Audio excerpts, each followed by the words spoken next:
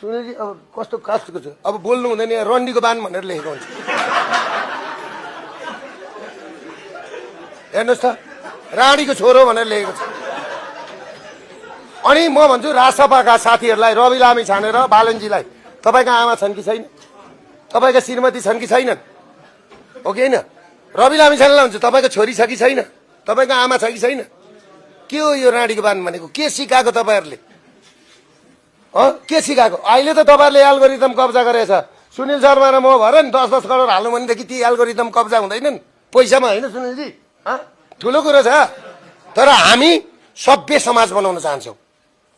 सेवा गर्ने समाज बनाउन चाहन्छौँ गरिबलाई धनी बनाउने समाज बनाउन चाहन्छौँ बिरामीलाई उपचार गर्न सक्ने क्षमता भएको चाहिँ मान्छे बनाउन चाहन्छौँ डाक्टर पढाउँछौँ हामी नर्स पढाउँछौँ मान्छे बचाउने अनि हामीलाई चाहिँ नाना थरी मुख छाडेपछि अनि यो भनेको